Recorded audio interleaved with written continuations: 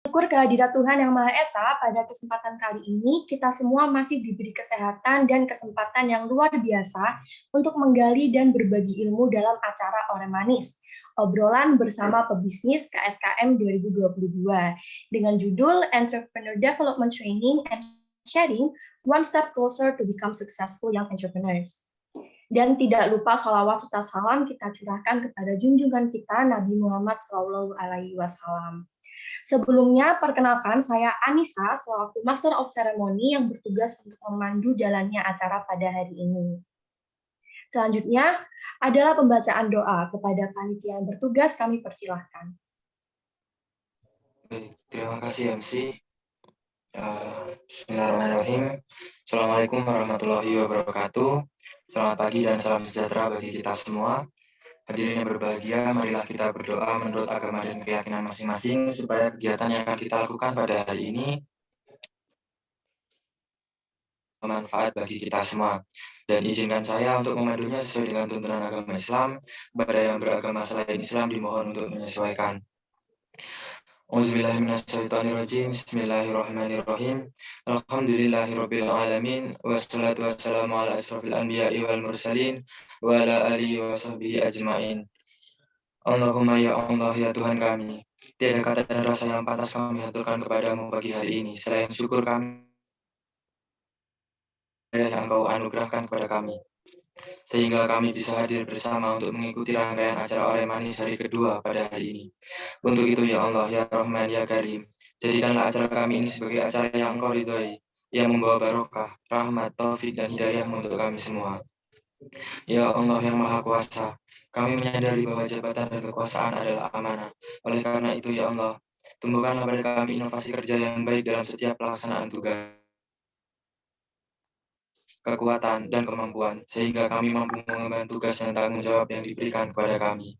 Ya Hafiz ya Majid, Engkau yang Maha Pemelihara dan Maha Mulia, satukanlah hati kami, padukan langkah kami, dan tumbuhkan rasa persaudaraan yang tulus dan ikhlas. Peliharalah jiwa kami dalam kesucian, serta hiasilah akhlak kami dengan keteladanan. Ya Allah, pertautkan tali kasih di antara kami, sehingga dapat menyikapi perbedaan dengan indah, dan juga jadikanlah acara pada hari ini sebagai amal ibadah, sehingga sebagai simbol kebersamaan, kekuatan, dan persatuan. Ya Allah, Tuhan yang Maha Pengampun, Engkau Maha mengetahui terhadap kelemahan-kelemahan kami, terhadap kekurangan-kekurangan kami. Maka dari itu, kepadamulah kami menyembah, kepadamulah kami memohon ampunan dan pertolongan, serta hanya kepadamu kami melakukan pengabdian. Ya Allah, kabulkanlah doa dan permohonan kami. Rabbana taqabbal minna innaka antas samiul alim wa tub alaina innaka antat tawwabur rahim. Rabbana atina fid dunya hasanah wa fil akhirati hasanah wa qina adzabannar. Subhana rabbika rabbil izzati amma yasifun wa salamun alal mursalin walhamdulillahi rabbil alamin. Wassalamualaikum warahmatullahi wabarakatuh.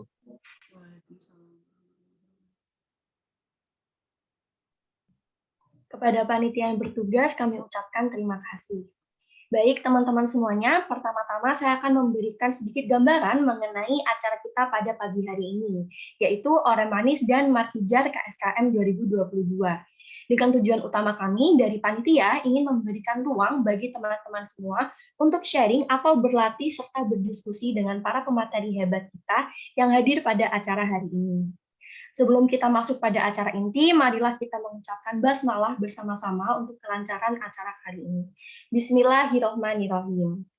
Oke, memasuki acara inti, kita bisa perkenalan dulu kali ya dengan para pemateri hebat kita, karena seperti kata pepatah, tak kenal maka tak sayang. Oke, jadi di sini kita udah ada Kak Dea Febi dengan konsentrasi divisi kerajinan tangan, yaitu owner dari Mueza Crafty, dan kita juga ada Kak Rateh Wulandari dengan konsentrasi divisi fashion, owner dari Gracie Official. Halo Kak Dea dan Kak Rateh. Halo. Halo Kak Anissa dan Kak Rati. Ya. Halo nih Kak, bagaimana nih Kak kabarnya? Alhamdulillah baik ya. Dan tetap semangat. Alhamdulillah baik juga, dan teman-teman juga pastinya semangat pagi jiwa muda ya KSKM ya. Wah, iya dong Kak. Pasti teman-teman di sini udah semangat banget Kak. Kalau dilihat-lihat dari raut wajah Kak Dea sama Kak Rate ini kelihatan udah nggak sabar banget ya untuk berbagi ilmu dengan anggota muda kita hari ini, ya nggak sih Kak? Iya, betul banget dong pastinya. Nanti kita sharing-sharing bareng juga, bareng Kak Ratih juga nanti. Oke, nanti kita bisa tanya-tanya lebih banyak lagi waktu sharing-sharing ya. Jadi bebas mau tanya apa aja. Oke Kak, wah ini pematerinya udah bersemangat, udah cantik, udah on cam. Anggota mudanya mana ya? Kok dikit banget yang on cam? Yuk on cam dong, masa kalah sih sama pematerinya? Ya, kalian sebagai anggota muda harus banget menunjukkan antusiasme kalian pagi hari ini, karena di akhir diskusi kita bareng Kak Dea dan Kak Rate bakal ada kuis. Nah, di mana ada kuis, pasti ada hadiah dari kakak-kakak pemateri yang super baik ini. Jadi harus banget ya diperhatikan materinya. Oke, langsung saja untuk mengawali sesi sharing pada hari ini, akan saya awali dari Kak Rateh dulu ya sebagai pemateri dengan konsentrasi divisi fashion. Halo Kak Rateh. Halo. Sebentar.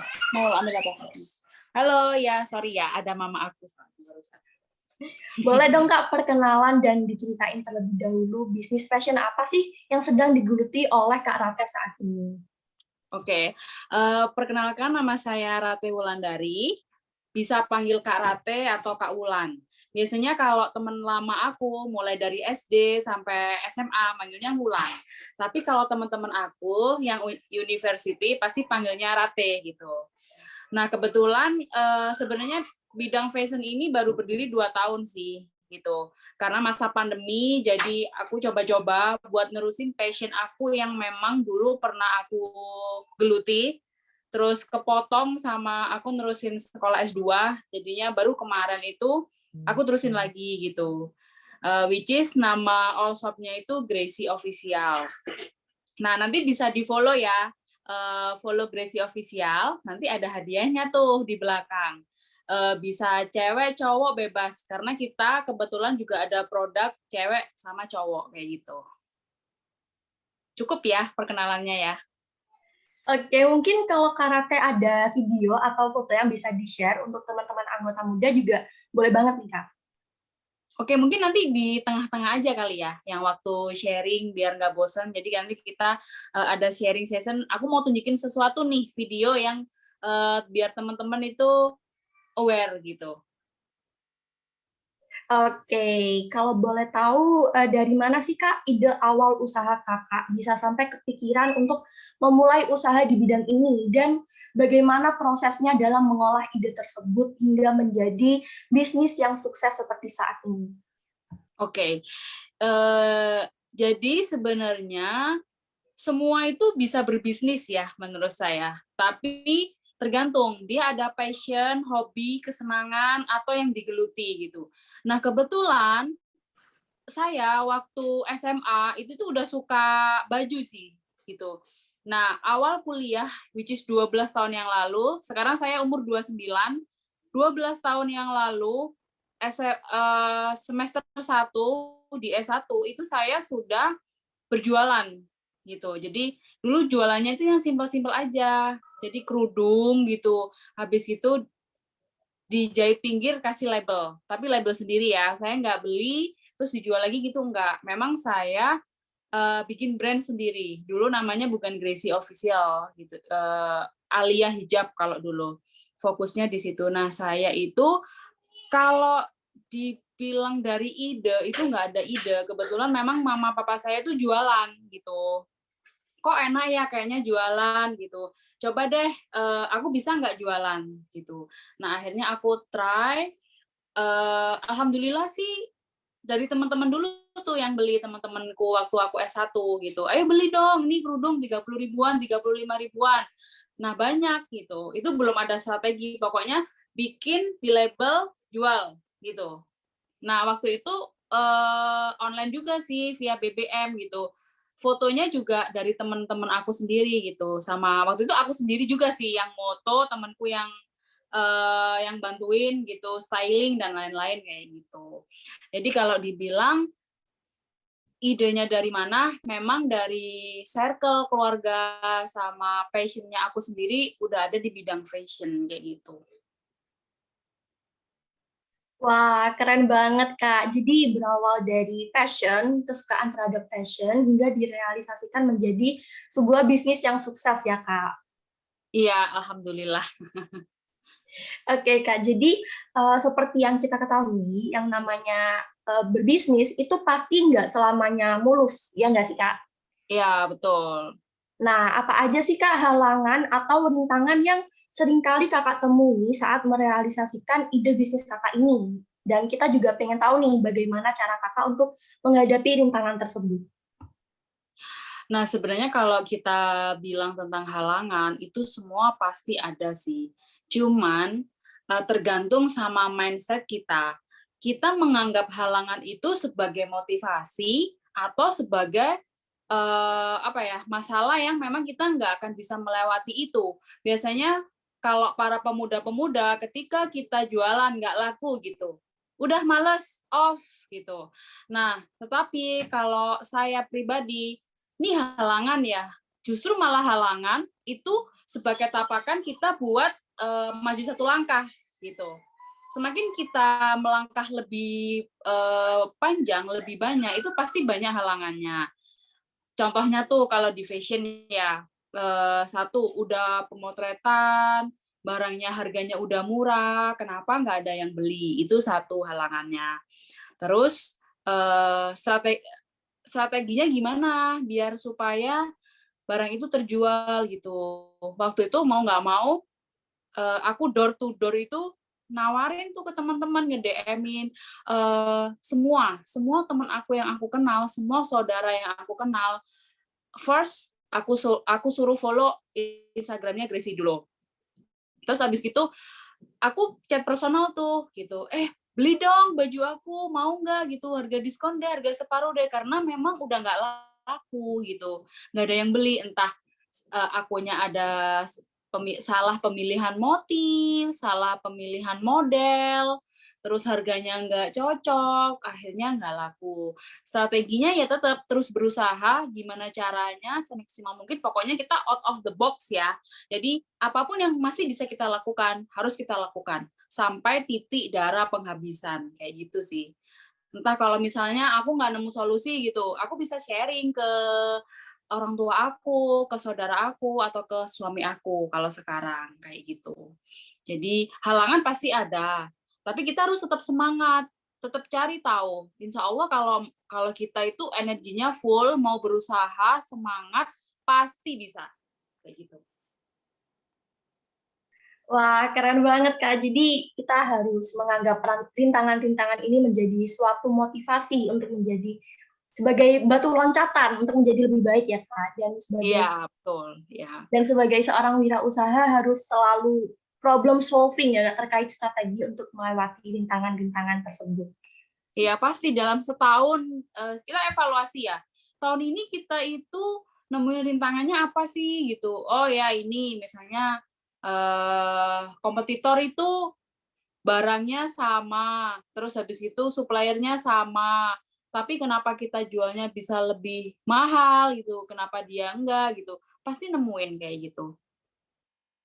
Oke, baik. Nah, selanjutnya kita pengen tahu nih, Kak, bagaimana sih cara Kakak untuk membentuk suatu kepercayaan bahwa nantinya usaha Kakak ini akan mampu untuk bersaing dengan kompetitor atau usaha sejenis lainnya di luar sana? Sebenarnya itu ini udah rahasia umum sih ya. Sebelum berbisnis kita itu harus tahu kayak analisis SWOT, kekurangan toko kita apa, kelebihan toko kita apa, harus di-mappingin tuh, dicatetin satu-satu gitu. Misalnya, oh ya toko kita, toko kompetitor, dia itu fotonya bagus, terus kontennya terstruktur, story-nya juga rapi, everyday dia upload story, per 2 jam dia selalu ada konten, kayak gitu. Terus per week-nya ada launching, kayak gitu-gitu, endorse ada, gitu. Nah, kita juga harus mapping, toko kita itu kelasnya di mana, udah ngelakuin kayak kompetitor yang udah top belum kayak gitu. Nah, biar nggak kalah sama kompetitor, ya minimal kita harus tahu. Misalkan nih, oh ya si Heaven Light gitu misalnya, atau si My Outfit gitu. Dia itu pemotretannya stylenya kayak gini loh, segmennya kayak gini, pasarnya kayak gini kayak gitu. Minimal kita bisa samain mereka gitu. Leverage-nya kayak gitu. Begitu ya Kak. Jadi evaluasi bisnis, analisis SWOT ini tadi tuh penting banget ya untuk melihat sampai mana sih usaha kita ini berada gitu. Terus Ya, bisa betul. ya, jadi bisa dibilang juga untuk mengetahui kepercayaan bahwa nantinya usaha kita ini mampu bersaing dengan kompetitor itu bisa dibilang percaya diri ya Kak. Jadi percaya diri ini merupakan karakter penting dalam memulai bisnis, gitu ya Kak. Ya, betul. Nah, kalau boleh tahu nih Kak, siapa aja sih yang mendukung Kakak berkaitan dengan pendirian usaha ini? Jadi, siapa sih selama ini yang jadi support system Kakak? Jadi kalau aku bilang sampai usaha ini tercipta dan udah jalan gitu, dan membentuk banyak tim di bawah aku. Yang pertama, 12 tahun yang lalu itu yang support saya itu almarhum papa aku gitu. Jadi waktu aku semester 1 kuliah di Malang, Brawijaya, itu aku bilang ke papa aku, "Pak, aku jualan kerudung," gitu ya kan. Terus lumayan loh untungnya segini, bisa nggak kasih kasih apa arahan dan pinjemin modal 10 juta waktu itu. Terus papa bilang, "Nah, nanti kuliah kamu gimana? Kan harus fokus kuliah gitu. Kalau keganggu sama jualan nanti IP-nya turun gitu." Aku bilang, "Enggak kok, kuliah itu enggak seribet kayak SMA. Kuliah itu ternyata banyak waktu luangnya gitu. Malah kalau kayak gini kuliahnya cuma sehari 1 jam. Habis itu udah ngapain? Baca jurnal, baca buku ya. Masa iya tiap hari gitu. Baca jurnal, baca buku paling 30 menit sejam udah. Yang penting rutin gitu kan. Nah, itu yang pertama almarhum bapak aku selalu support. Terus yang kedua itu suami aku nih yang sekarang gitu, yang selalu support. Yang kebetulan dia itu memang kuliahnya di Fakultas Ekonomi. Kalau saya itu di Fakultas Peternakan. Jadi secara perhitungan, secara analisis, secara BEP semua dibantu sama suami. Misalkan nih kita jualan baju nggak boleh tuh cuman 10-20 karena kan ada cost foto, cost endorse, cost apa gitu. Minimal 1 kali launching baju harus terjual 200 gitu. Tapi kita produksinya itu bisa sampai 400, sisanya untung kayak gitu. Jadi kalau ditanya siapa nih support system di dalam bisnis ini sampai kayak gini, yang pertama itu almarhum abah saya sama suami saya gitu. Jadi memang peran bantuan dan support dari orang tua dan suami ini penting banget ya Kak dalam perjalanan bisnis Kakak. Iya. Selanjutnya nih Kak, apa saja resiko-resiko yang sudah Kakak ketahui dalam membangun usaha Kakak ini? Resiko-resiko yang kayak gimana ya?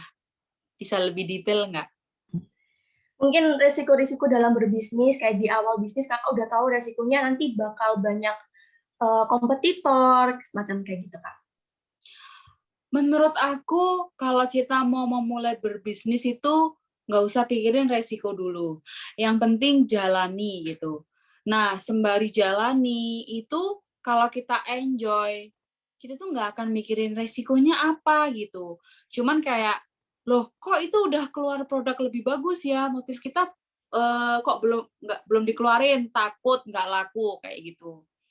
Jadi pokoknya kalau mau usaha, mau bangun bisnis itu better dijalanin dulu. Jadi ditulis dulu tuh SWOT-nya kayak gimana, punya modal berapa, tahu suppliernya mana, nanti sembari berjalan ya pasti nemuin resiko. Tapi kalau kita effort-nya itu lebih tinggi dibanding yang lain-lain, pasti menganggap resiko itu ya udah jalanin aja kelar kayak gitu. Kalau boleh tahu selain bisnis fashion ini, apa aja sih Kak kesibukan dari Kak Ratef? Nah, jadi kebetulan per bulan kemarin saya itu udah 5 tahun nih kerja di international company, which is di PT Lautan Luas Tbk.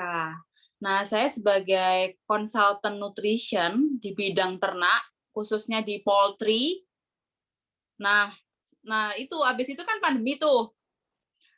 Terus aku nganggur gitu, kayak waktu itu nganggur, enaknya ngapain ya? Ya udahlah, kata suami, ini mumpung saya kan juga aslinya di Jakarta. Nah, itu bangun bisnis itu masih 2 tahun. Sebelumnya sih saya memang karyawan kayak gitu. Tapi berhubung ini Gracie-nya udah gede banget, per kemarin aja kita orderan ya lebaran 50.000 pieces. Jadi mau nggak mau saya harus fokus buat gedein usaha ini gitu. Nah, kalau boleh tahu bagaimana, apakah suara saya terdengar? Iya. Oke. Bagaimana kakak membagi waktu antara berwirausaha dengan kegiatan kakak lainnya, yaitu tadi kakak juga pegawai. Nah, itu boleh banget tuh Kak share tips and trick, karena di sini banyak dari anggota muda, even pengurus yang pengen banget berwirausaha, tapi masih kebanyakan overthinking, kayak takut kelabakan sama tugas kuliah, belum lagi tanggung jawab organisasi dan kepanitiaan. Nah, itu gimana tuh Kak cara bagi waktunya? Jujur ya, saya sendiri tuh time management-nya itu juga kurang bagus gitu. Kalau dibilang 24 jam itu cukup nggak sih gitu sehari, aku pasti bilang nggak akan cukup. Pengennya mah satu hari itu bisa 64 jam gitu kan. Nah, cuman gini, jadi kalau saya itu kerjanya kan konsultan nutrisi. Terus kebetulan company aku nggak mewajibkan aku harus standby di situ.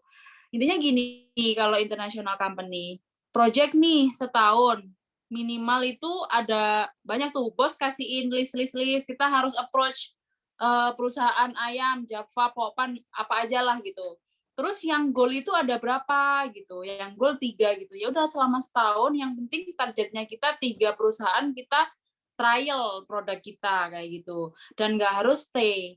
Justru malah kalau di international company itu kita bebas, waktunya bebas. Yang penting kita achievement kayak gitu. Evaluasinya per 3 bulan gitu. Nah, di sela-sela waktu itu kan kita bisa selipin, cari ide, cari supplier, jalan-jalan, cari packaging buat usaha kita atau apa kayak gitu. Jadi kalau menurut aku sih, apalagi dulu saya peternakan ya, peternakan itu ada praktikumnya, which is itu waktunya itu pasti nggak akan ada sih.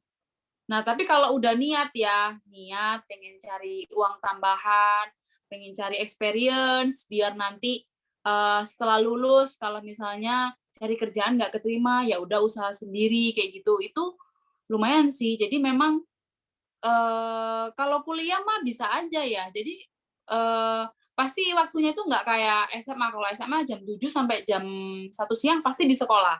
Tapi kalau kuliah kan pasti ada jeda-jeda. Nah, mungkin di jeda-jeda waktu itu kita batasin. Kita nggak main dulu nih sama temen kuliahan, tapi kita minggir dulu ke kantin atau minggir dulu ke kafe gitu. Buat kita meeting sendiri sama diri kita. Aku udah sampai mana ya bisnisnya gitu. Brandnya ini udah dicari belum namanya. Terus habis itu PR-nya itu cari supplier. Misalnya mau jualan kosmetik, mau jualan sepatu. Sepatu yang murah itu ambilnya di mana sih? Di Bandung gitu. Oh ya, kalau bikin sendiri bisa nggak gitu. Even nanti kita harus meluangkan waktu, harus pergi ke Bandung ya. Itu nanti bisa diatur juga. Tapi kan itu semua pasti butuh waktu. Nggak bisa seminggu gitu bisa kita kerjain semua, nggak bisa. Ya palingan kita harus punya deadline ya. Semua pekerjaan harus ada deadline-nya. Karena kalau nggak ada deadline-nya, nggak akan kelar-kelar. Oke, aku pengen ngelarin Instagramnya dulu, tokonya dulu, ketemu sama orang-orang ininya, nanti aku kasih waktu sebulan deh. Dari sebulan kalau kita niatin, ya pasti ada 1-2 yang nggak kecentang gitu, wajar. Kita bisa di hari selanjutnya. Kayak gitu. Jadi memang harus kalau bisa punya time management sama plan, dan nggak boleh malas-males ditulis mau ngapain aja gitu. Oke, jadi tips utamanya time management yang baik dan pintar-pintar membagi waktu ya Kak antara berwirausaha dengan kegiatan lainnya. Meskipun sulit, tapi harus belajar terus untuk membagi waktu dan tetap balance antar satu sama lain gitu ya Kak. Iya, betul, betul. Nah, itu tadi wejangan dari Kak Rate buat teman-teman supaya jangan lagi overthinking, udah gas aja mulai bisnisnya. Oke, lanjut. Mungkin kita coba melihat kembali ke tahun 2020 saat pandemi, di mana ini menjadi suatu rintangan untuk para wirausahawan dalam mempertahankan bisnisnya. Nah, jadi yang mau saya tanyakan, apakah ada perbedaan antara usaha yang Kak geluti saat pandemi dengan yang sekarang atau saat masa peralihan?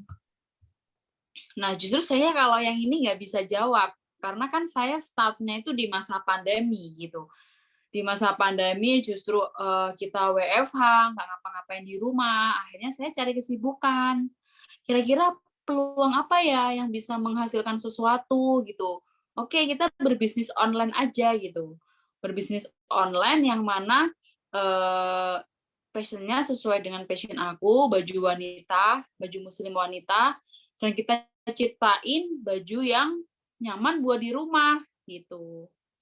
Kebetulan juga waktu itu kan mau Ramadan ya, 2020. Maret itu udah COVID, Ramadannya April kalau nggak Mei. Nah, dari situlah aku memulai bisnis. Jadi kalau ditanya apa sih perbedaannya dulu, nggak pandemi, sekarang pandemi gitu. Justru malah aku memanfaatkan peluang pandemi itu dengan main-main di online shop gitu. Bikin online shop.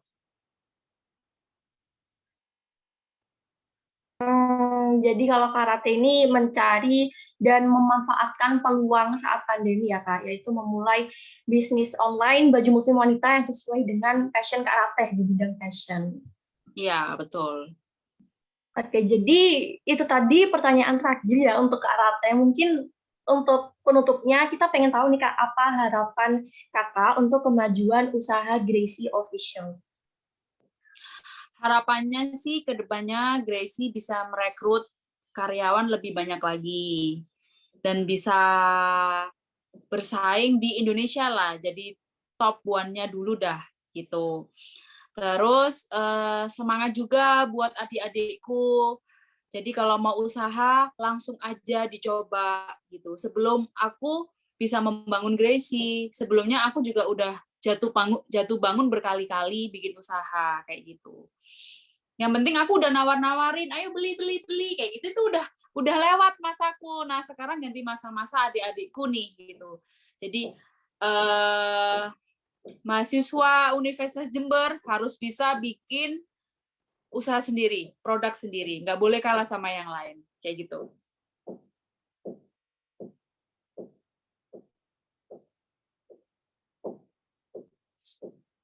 Ini kayaknya masih di mute deh, Anissa. Oh iya, sorry Kak. Oke, thank you Kak Rate atas ilmu yang dibagikan pada bincang-bincang kita pagi hari ini. Kita ketemu lagi nanti di sesi diskusi. Oke. Nah, sebelumnya saya mau share screen dulu ya, karena nanti mungkin ini akan ada hubungannya sama giveaway di akhir nanti. Sama Anissa aja nanti yang ngelit buat giveaway-nya gitu. Oke, boleh Kak, silakan. Nah, ini sebentar. Share screen.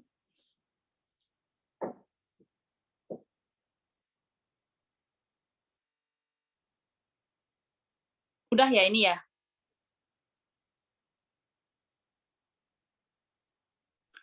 Sudah Kak, sudah terlihat. Oke. Jadi biar lebih kenal sama Gracie Official, nih tampilan Instagramnya itu ini nih. Nih. Logonya itu warnanya pink, tulisan Gracie-nya putih gitu. Nah, untuk seri-serisnya lebih ke cewek sih. Cuma nanti kalau ada teman-teman cowok yang ikutan giveaway, itu nanti bisa dapat baju koko. Lumayan kan, bisa dibuat sholat kayak gitu. Nah, ini desain aku ciptain sendiri, gambar-gambar sendiri sama tim desain tekstil. Ini yang terakhir kali launching itu yang ini nih. yang Diamond Baby, Series I'm namanya. outside, but thinking Nah, like you're ini Diamond Series alright. ya. But thinking it ain't right if you Terus and me. kalau yang Lebaran kemarin yang penjualannya cukup tinggi, nah kita juga ada yang namanya itu Lentera Series. Which is Lentera Series itu yang ini nih, Family Set. Nah, ini semua itu di-set paketnya Gracie Official. Jadi nggak ada yang kemarin tuh di Indonesia, cuma ada di sini. Cuman nggak tahu ya, mungkin kalau sekarang udah banyak yang KW-KW-nya gitu. Jadi kalau teman-teman mau bikin usaha, better bisa menciptakan sendiri. Karena itu biasanya buat majunya juga lebih cepat, sama apa ya, creativity itu emang cepet lah kalau misalnya kita mau bikin usaha kayak gitu. Kayak gitu aja sih, Anissa. Wah, keren banget, Kak. Nah, untuk teman-teman anggota muda yang mungkin masih kepo, pengen tahu lebih lanjut mengenai usaha Kak Rateh, yaitu Gracie Official, bisa dicek Instagramnya ya, yaitu @Gracie Official. Atau mungkin dari kakak pengurus boleh minta tolong di-share Instagramnya di chatroom ya. Oke.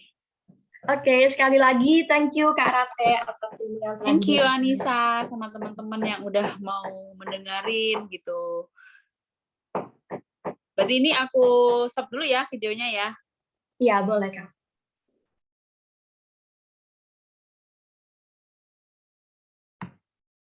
Oke, itu tadi bincang-bincang dari Kak Rateh. Pada sesi selanjutnya kita akan berbincang-bincang dengan Kak Dea Febi dengan konsentrasi divisi kerajinan tangan selaku owner dari Muaiza Crafty. Halo Kak Dea. Halo Kak Anissa, selamat pagi teman-teman sekalian. Selamat pagi juga. Jadi Kak Dea ini adalah salah satu anggota pengurus dari KSKM yang berhasil mengaplikasikan ilmu yang didapatkan untuk membuka usahanya sendiri. Nah, usaha apakah itu? Kita tanya langsung ke Kak Dea. Boleh dong Kak, perkenalan dan diceritain dulu bisnis kerajinan tangan apa sih yang sedang digeluti oleh Kak Dea saat ini? Oke, terima kasih Kak Anissa dan teman-teman sekalian ya. Sebelumnya perkenalkan mungkin dari teman-teman juga sudah tidak asing ya dengan saya karena saya juga salah satu pengurus dari KSKM. Nah, perkenalkan saya Dea Febi Setiabudi. Saya dari program studi S1 Manajemen angkatan 2020. Nah, di sini saya sebagai anggota bidang 1 Personalia. Oke, mungkin dari teman-teman juga sudah kenal juga, ada beberapa yang sudah kenal ya. Oke, mungkin aku ceritakan sedikit ya terkait dengan apa sih usahaku. Nah, usahaku di sini itu namanya Muzakraf. Nah, jadi sebenarnya nama Muzakraf itu apa ya? Muza itu sebenarnya ini bahasa Arab dari kucing gitu. Jadi aku suka kucing, tapi aku takut kucing gitu. Jadi ya apa ya? Hanya ini aja sih, alibi aja kenapa, oh bagus gitu namanya Muzakraf gitu, bahasa Arab. Terus juga craft itu kan kerajinan tangan gitu, mencerminkan dari bidangku yang aku geluti, gitu sih. Kalau untuk, produknya mungkin nanti di akhir bakal ada, share screen apa saja sih produk dari Muzakraf gitu. Nanti selebih lengkapnya kita sharing-sharing bareng sama Kak Anissa sama teman-teman sekalian, gitu Kak.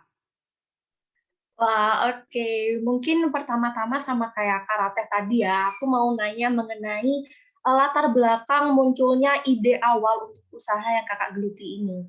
Dan bagaimana juga proses kakak untuk mengolah ide tersebut. Oke, sebenarnya kalau misal ditanya ide awal atau latar belakang, itu jawabannya itu ini. Usaha saya itu tidak ini timbul dari ketidaksengajaan gitu. Itu jawaban singkatnya gitu ya. Terus kalau misal dijelaskan, kenapa Kak kok tidak sengaja gitu. Nah, jadi dari kecil itu saya memang suka menggeluti kayak kerajinan tangan, buat-buat apapun itu meskipun itu awalnya ya jelek atau apa gitu. Tapi ya lambat laun kan kita ini kan mengasah sedikit demi sedikit untuk hobi kita. Nah, itu berawal dari hobi pertama membuat handicraft. Terus juga dari requestan kerabat-kerabat sama teman-teman. gini, jadi Dep, kamu bisa buat ini kan, tolong dong buatin aku ini buat kado temenku atau pacarku atau siapalah gitu. Jadi ya di situ sebenarnya nggak ada mindset buat jualan atau gimana gitu, tapi dari teman-teman minta kalau misal ayolah buatin ini nanti aku kasih lebihan. Ngasih maksudnya lebihan itu laba lah, maksudnya ya dari apa bahasanya, bahasa bisnisnya, nanti aku kasih lebihan loh buat kamu gini-gini fee-nya gitu. Oh oke, siap, siapa sih yang nggak suka cuan gitu kan. Siapa sih yang nggak suka cuan. Nah jadi dari situ ya timbul dari ngebantu teman-teman juga, kerabat-kerabat juga. Kemarin juga sempat buat apa seserahan ya, meskipun itu masih belajar, masih tahap belajar, cuman kan di sini kita eh, bisa dari tutorial YouTube atau sebagainya, itu bisa ngebantu banget di era digital sekarang ini gitu Kak. Jadi kalau ditanya dengan apa terkait dengan latar belakang usaha. Wah, jadi berawal dari ketidaksengajaan dan memang kesukaan ya atau hobi terhadap kerajinan tangan ya Kak. Oh, keren banget. Nah, kalau boleh tahu apa aja sih Kak halangan atau rintangan yang Kakak temui saat merealisasikan ide tersebut? Oke, kalau ditanya halangan ya, ini kan usahaku masih termasuk dibilang kecil ya, kecil terus juga masih merintis juga. Mungkin kalau dihitung itu alhamdulillahnya 4 tahun berjalan 4 tahun mulai dari aku SMA itu. Terus kalau ditanya tentang halangan, itu pertama pasti ada rasa tidak percaya diri atau insecure gitu ya. Banyak teman-teman di luar sana, teman-teman pengusaha di luar sana itu yang produknya jauh lebih bagus gitu. Tapi juga memang kan kita kembali lagi seperti apa yang dikatakan Kak Ratih tadi, sebagai pembisnis kita juga harus mengetahui analisis SWOT-nya dari usaha kita, terus juga apapun itu yang mengenai tentang usaha kita gitu. Terus juga tapi dari insecure itu uh, harus timbul pemikiran bagi pembisnis itu bahwa mindset pembisnis itu harus percaya diri gitu. Kita sebagai pembisnis harus percaya diri, terus juga nekat itu perlu bagi pembisnis, dan juga berani ambil resiko. Jadi sebagai pembisnis kita nggak hanya berplanning aja, kita harus berani untuk bertindak gitu. Jadi selain kita merencanakan sesuatu, kita juga harus action di dalamnya. Kita harus ada action di dalamnya supaya usaha kita itu bisa terrealisasikan gitu. Apa yang kita rencanakan itu bisa membuahkan hasil gitu. Jadi kan dari situ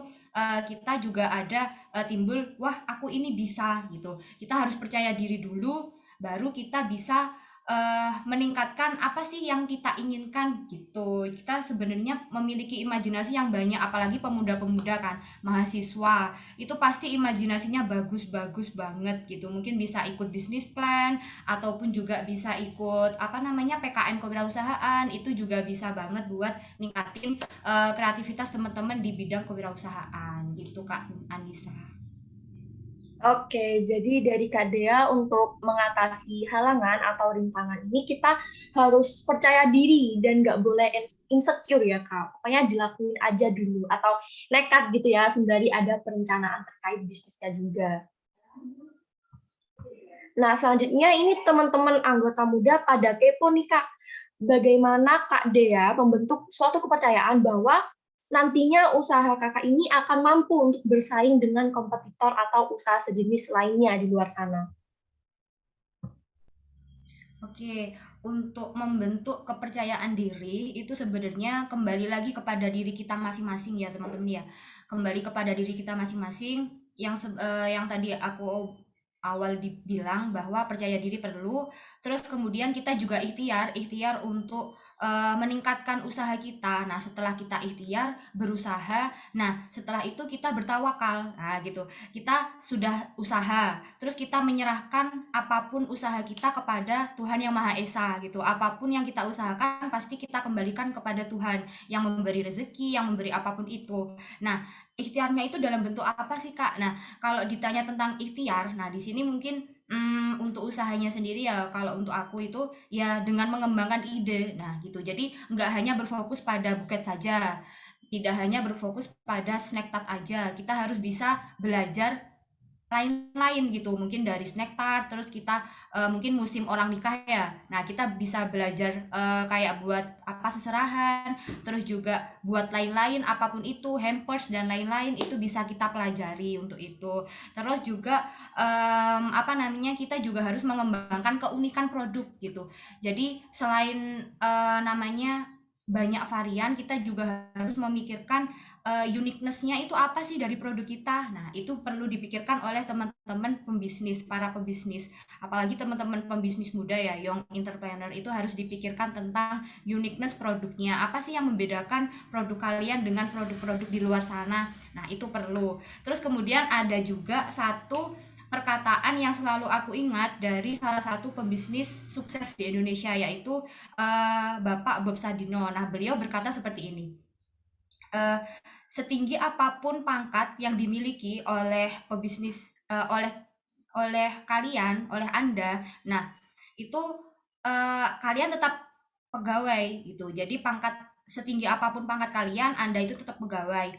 Nah, tapi sekecil apapun usaha yang Anda punya, nah Anda adalah bosnya. Nah, dari situ kata bos itu menjadi salah satu meskipun sekecil apapun usahaku, aku nih bosnya, aku yang memanage semuanya, aku yang ngatur semuanya. Jadi apapun itu berjalannya bisnis itu ya aku bosnya. Jadi itu adalah salah satu buat motivasi diri. Oh, aku ini bos gitu, teman-teman. Jadi kalau misal teman-teman mau bisnis, terus aku kan juga gabung di KSKM kan. Nah, dari situ juga bisa sharing-sharing kepada teman-teman lain gitu, teman-teman pengurus lain, AM juga.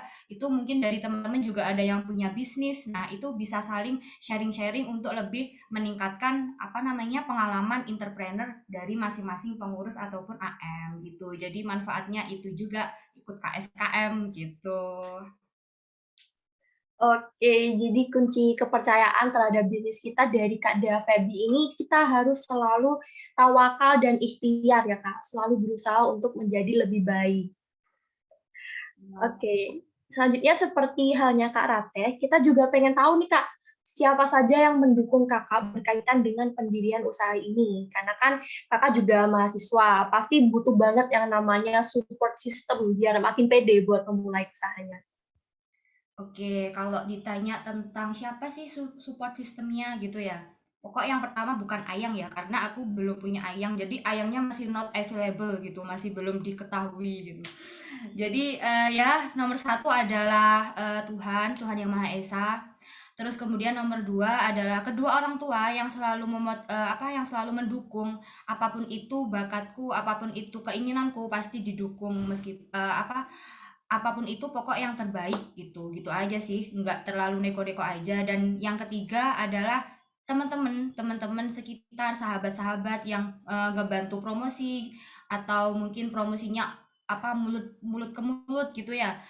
Ini loh ada rekomendasi temanku ada yang bisa buat ini, jualan ini. Nah, itu bisa banget buat ningkatin penjualan dari aku gitu. Jadi yang nomor tiga adalah teman-teman. Nah, jadi untuk kan di sini juga mahasiswa ya, aku sebagai mahasiswa meningkatkan relasi itu penting banget. Jadi kita berorganisasi, kita berkuliah, itu gunanya juga meningkatkan relasi. Nah, di situ juga nantinya dapat meningkatkan kita punya usaha. Nah, di situ nanti teman-teman kita juga bisa bantu promosi juga gitu. Jadi promosi gratis gitu ya. Apapun itu gratis gitu. Jadi boleh banget dicoba bagi teman-teman bisa meningkatkan relasinya lebih banyak lagi untuk berkawan dengan teman-teman gitu. Oke, jadi memang peran dari orang tua yang selalu mendukung, teman-teman sekitar Kak Dea juga yang selalu membantu Kak Dea dalam berbisnis, ini penting banget ya Kak dalam perjalanan bisnis Kakak. Ya, betul seperti itu Kak Anissa. Nah, selanjutnya apa aja sih Kak resiko-resiko yang sudah Kakak ketahui dalam membangun usaha Kakak ini? Oke, kalau ditanya resiko, pasti apapun itu yang kita kerjakan pasti ada resiko ya. Nah, resiko itu seperti dosen manajemen itu bilang kalau resiko itu jangan dihilangkan gitu. Jadi kita ada resiko. Nah, bagaimana sih kita bisa menarik peluang dari resiko tersebut gitu. Jadi kita sebaik mungkin harus bisa apa namanya memanage resiko itu sebaik mungkin biar resiko itu bisa menjadi keuntungan bagi kita. Jadi kalau untuk resiko di Muzakraf sendiri itu apa ya? Resikonya ya yang pertama pasti dari awal-awal dulu kan masih belajar ya, masih proses belajar itu terkadang masih ada rugi lah. Nah, pasti rugi, semua bisnis pasti pebisnis pasti pernah rugi, pasti pernah. Nah, itu ceritanya mungkin cerita sedikit aja sih. Dulu itu pas waktu belajar masih SMA kelas 2 itu pernah rugi. Jadi satu produk itu langsung mematok harga, misal buket buket bunga ya, buket bunga itu seharga misal 30.000. Nah, sedangkan itu pas waktu realisasinya itu ternyata lebih dari 30.000. Katakanlah kemarin itu 35, jadi kita rugi 35. Nah, di situ mungkin bisa jadi pembelajaran untuk kedepannya. Kalau misal mau membuat produk kita harus ada RAB-nya dulu gitu. Kalau misal kepanitiaan kan harus ada RAB-nya biar nanti nggak rugi gitu kan ya. Harus ada RAB-nya. Nah, dari resiko itu bisa dijadikan pembelajaran lagi biar nantinya profitnya itu bisa naik gitu. Jadi untuk kedepannya lagi aku buat RAB-nya dulu, baru nanti kita menulis realisasinya itu gimana gitu. Gitu baru bisa disetorkan ke pelanggannya gitu. Jadi nggak bakal rugi lagi. Pokok hanya satu kali rugi saja. Alhamdulillahnya seperti itu. Gitu Kak Anissa. Oke, terus Kak Dea ini kan mahasiswa ya. Nah, semester berapa Kak? Semester 4? Iya, semester 4. Wah, lagi sibuk-sibuknya kuliah ya Kak. Nah, boleh dong Kak, Kakak bagi tips and trick bagaimana cara Kakak membagi waktu antara berwirausaha dengan kegiatan lainnya seperti kuliah. Oke, nah di sini kan nggak hanya kuliah saja ya pastinya ya, seperti apa yang saya katakan tadi, kita perlu membangun relasi gitu. Di kuliah kita perlu mengembangkan relasi, terus juga mengembangkan pengalaman di bidang keorganisasian itu juga pasti. Terus juga ada wirausaha juga yang harus aku harus aku pantau terus usahanya gitu. Nah, dari ketiga kegiatan ini, kuliah, terus juga organisasi, terus juga wirausaha. Walaupun kalau libur pasti terkadang aku juga ada kegiatan masyarakat gitu di desa atau di kecamatan, itu pasti ikut-ikut seperti itu. Jadi gunanya ya itu tadi mengembangkan relasi gitu. Jadi bagaimana sih time manajemennya yang sudah di-share dari Kak Ratih tadi itu adalah salah satu mungkin bisa jadi penjelasan sedikit ya, udah mewakili apa yang aku aplikasikan dalam kehidupan selama ini. Jadi yang pertama kita harus tahu timeline-nya gitu. Jadi mana yang harus diprioritaskan lebih dahulu gitu. Jadi mungkin yang deadline-nya paling cepat atau deadline-nya itu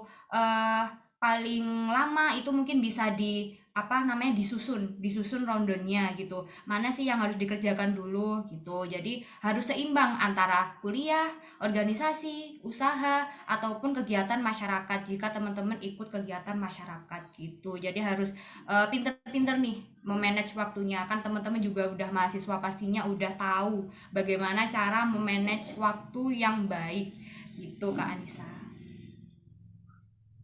Wah, oke. Jadi tipsnya melatih time management yang baik dan sering-sering menyusun timeline prioritas ya, agar semuanya seimbang atau balance. Oke, lanjut nih Kak.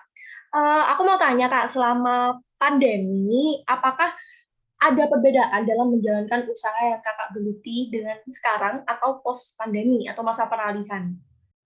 Oke, nah kembali lagi kalau untuk Muzakraf kan udah 4 tahun ya, 4 tahun, 2 tahun selama aku SMA dan 2 tahun selama aku kuliah ini. Nah, selama SMA itu sebenarnya malah nggak terlalu tinggi gitu, pemesanannya nggak terlalu tinggi karena memang bisa dikatakan masih kudet lah ya. Instagram belum terlalu bisa, terus juga masih belum tahu Shopee juga waktu SMA. Terus juga nggak tahu Tokped apa itu namanya, e-market itu apa gitu kan. Nah, malah zamannya pandemi itu malah apa namanya, permintaannya itu banyak Nah, bukan dari wisuda ya. Kalau mungkin bisa berkurang dari wisuda karena wisudanya online gitu ya. Wisudanya online. Jadi beralih aku mulai belajar apa sih yang dibutuhkan masyarakat gitu. Nah, melihat peluang itu juga perlu teman-teman dalam bisnis. Jadi kita harus tahu apa sih yang dibutuhkan masyarakat gitu. Jadi masyarakat saat itu aku ini ya mulai ngamati observasi di lingkungan sekitar itu apa sih yang mereka butuhkan gitu. Mungkin dulu itu namanya banyak yang ulang tahun, terus juga banyak orang-orang yang butuh kayak seserahan, meskipun itu seserahannya sederhana karena pernikahannya kan sederhana juga gitu. Jadi di situ juga mulai belajar ngerangkai seserahan juga, terus belajar buat snack tart gitu. Jadi dulu itu banyak yang tanya, aku wis mblenger rek kambek kue tar ngono basa Jawane ya. Aku udah males sama kue tar, udah nggak suka lagi. Wah gitu. Nah, terus adalah inovasi snack tart kan. Mungkin teman-teman yang dari KT ini dari divisi KT pasti udah paham apa sih snack tart gitu. Itu dari snack tart terus juga ada hampers. Dulu ada hampers new normal itu banyak banget sih apa peminatnya gitu. Jadi yang paling banyak kemarin itu peminatnya dari hampers new normal. Isinya apa? Isinya ya apa namanya hand sanitizer, terus juga masker gitu-gitu. Itu banyak banget teman-teman yang pesen hampers new normal gitu. Jadi kalau ditanya saat pandemi sama peralihan, nah sekarang ini mulai naik lagi soalnya wisuda kan udah offline kan tuh. Kemarin itu juga satu hari itu buat 4 orderan itu pun pas di kos sendirian. Ya Allah, jadi kayak apapun tak lakuin sendiri, terus juga masih ada tanggungan organisasi juga. Alhamdulillahnya kuliahnya udah selesai ya, udah kelar, nilai udah kelar ya, apapun itu ya, ikhtiar aja dah, alhamdulillah, pokok tawakal gitu aja saya. Pokoknya cuan cuan cuan gitu intinya sih. Itu sih Kak Anissa. Oke, I see. Jadi itu tadi pertanyaan terakhir ya guys untuk Kak Dea. Mungkin untuk penutupnya sama dengan Kak Rate tadi, kita semua kepo nih Kak. Apa harapan Kakak untuk kemajuan usaha yang Kakak punya, yaitu Craft Mueza? Oke, untuk harapannya ya buat Muzakraf itu ya yang pertama nanti mungkin bisa lebih apa pokok yang awal itu hanya ini sih apa peminatnya itu lebih banyak gitu, lebih menyebar luas ke Indonesia itu dulu sih. Harapan pertama itu, terus juga bisa ini sih, bisa konsisten antara wirausaha, terus juga kuliah pastinya dan organisasi itu ya harus balance gitu ya. Nanti biasanya aku itu terkadang gini, udah fokus ke kuliah sama organisasi. Nah, usahanya terkadang kelupaan. Oh, aku punya usaha ya sampai lupa. Terkadang sampai apa Dep masih ini masih jualan ini loh masih tapi cuma aku jarang up gitu jadi terkadang itu yang buat ini aku masih masih jualan kok Rek, cuma aku jarang up aja lah apa storyku semua kebek open page promote gitu open page promote terus juga pamflet-pamflet organisasi gitu kan kebanyakan itu makanya teman-teman itu pada males gitu apa sih ini katanya jualan tapi kok pamfletnya apa pet promote aja semuanya gitu ya udah Rek apa kan mau berproses juga gitu. Jadi ya harus balance intinya itu sih bisa memanage lagi antara usaha, organisasi dan kuliahnya gitu sih. Semangat buat teman-teman juga nih para AM. Wah, oke. Thank you Kak Debbie untuk yang sudah berbaik hati untuk sharing-sharing ilmu bareng teman-teman anggota muda di pagi hari ini. Nah, buat teman-teman yang masih kepo atau pengen tahu lebih lanjut mengenai bisnis yang dimiliki oleh Kak Debbie, bisa banget kepoin akun Instagram dari bisnis Kak Debbie, yaitu @craftmueza.ig ya Kak. Iya. Nah, buat teman-teman panitia boleh minta waktunya Kak Anissa mungkin bisa teman-teman bisa lihat nih al produknya dari Muzakraf. Mungkin ada yang kepo juga. ya, boleh banget Kak. Silakan. Oke, terima kasih teman-teman panitia yang udah share screen ya. Nah, ini teman-teman al produknya dari Muzakraf. Mungkin bisa di next slide Kak. Ini logonya dari Muzakraf ya. Terus ini Muzakraf itu nggak hanya buket bunga flanel, ini buket bunga flanel itu buket ini sih, buket pertama kali yang aku jual gitu. Jadi pertama kali aku belajar itu flanel gitu. Jadi tingkat kerumitannya itu yang kalau misal ditanya mana sih yang tingkat kerumitannya lebih sulit itu, yang lebih lama pengerjaannya itu ya buket flanel gitu. Dia tingkatannya itu lebih susah, terus juga lebih lama juga, perlu waktu yang lama juga gitu. Tapi dulu yang paling peminatnya lebih banyak ya, yang omsetnya tinggi itu ini apa namanya, buket flanel yang kecil itu, yang kecil yang 4 itu. Nah itu sempet aku jual itu, beli 5 gratis 1, itu omsetnya tinggi banget, alhamdulillahnya seperti itu. Terus kemudian bisa di next slide kak. Nah, yang kedua ini ada hampers. Nah, hampers mungkin teman-teman udah tahu ya. Ini hanya beberapa sih, hanya beberapa yang tak masukin soalnya dadak juga tadi pagi aku barusan buat PPT-nya. Ini untuk hampersnya ada beberapa aja koleksinya, yang lain nggak tak masukkan. Terus next kak. Ini buket uang. Dari teman-teman juga banyak sih yang request buket uang, mungkin buat pacarnya yang ulang tahun gitu ya, buat yang wisuda, ibunya yang ulang tahun, itu biasanya teman-teman sering membuat buket uang gitu. Next kak. Nah ini salah satu apa ya, seserahan yang sangat pertama kali aku buat gitu. Jadi masih baru pertama kali banget gitu. Jadi antara yakin nggak yakin, ini jadi nggak, ya Allah, waktunya mepet banget 1 hari gitu. Jadi harus semangat sih, harus percaya dulu. Oke, next kak. Ini buket request. Nah jadi selain ada beberapa buket, teman-teman juga bisa request untuk buketnya, mungkin bisa ditambahin apa, coklat ataupun boneka, itu bisa banget. Oke, next kak. Ini snack tart yang aku maksud tadi. Ini ada beberapa aja sih yang tak masukin. Oke, terus next kak. Nah ini ID cardnya sih, ID card buat thank you-nya. Buat teman-teman biasanya pesen ada apa, greeting cardnya kak. Kalau bisa dikasih di greeting card kak, ya kak, itu biasanya ada yang request bisa ditulis tangan atau apa, itu bisa banget teman-teman request untuk itu. Itu sih mungkin sudah cukup, itu perkenalan dari produk-produknya dari Muzakraf. Aku serahkan kepada Kak Anissa selaku MC. Wah, keren-keren banget ya Kak produknya. Ini buat teman-teman yang berminat buat hadiah ke orang-orang tersayang, bisa banget langsung hubungi ke Kak Dea Febia. Atau mungkin buat teman-teman panitia boleh minta tolong di-share akun Instagramnya Kak Debbie di chat room.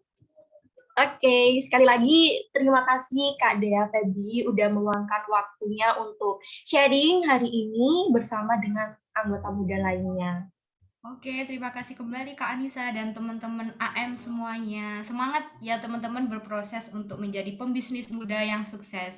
Semangat.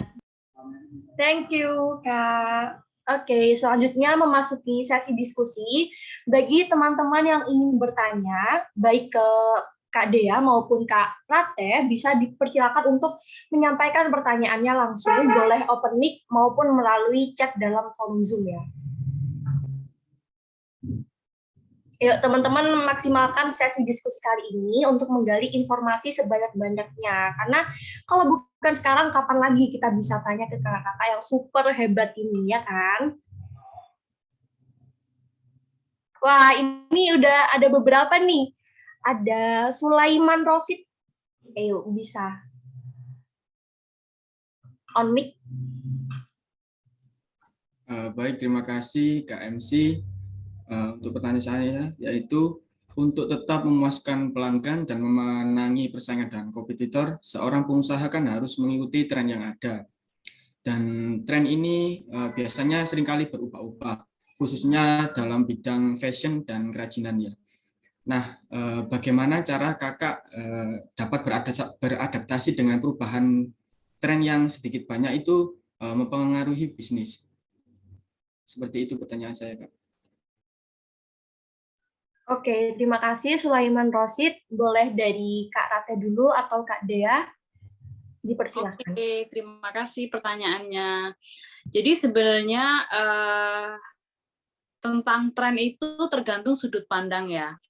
Nah, kita itu memposisikan online shop kita itu sebagai follower atau leader gitu.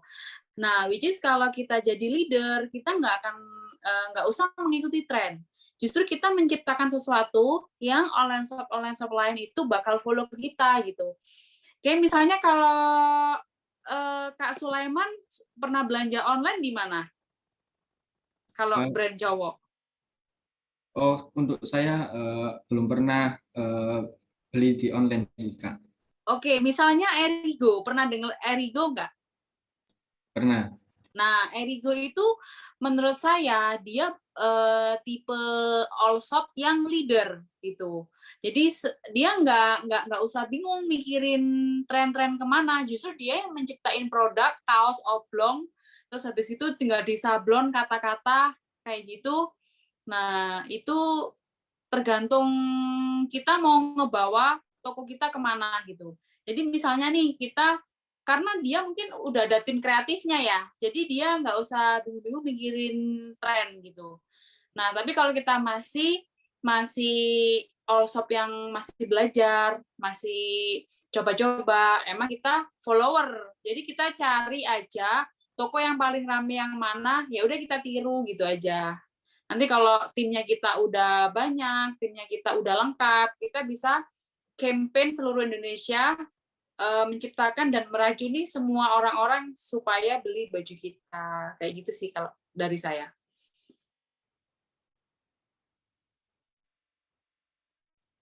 Thank you Kak Rate atas jawabannya. Mungkin dari Kak Dea ingin menambahkan jawaban? Oke, mungkin sekedar menambahkan saja ya dari penjelasannya Kak Rati tadi. Sebenarnya benar banget dari Kak Rati, kita itu harus menjadi leader gitu. Kita jangan jadi followers gitu. Ya, tapi kita sebagai pebisnis itu juga perlu belajar. Kita jangan menutup diri, teman-teman. Jadi kita harus perlu open apa ya?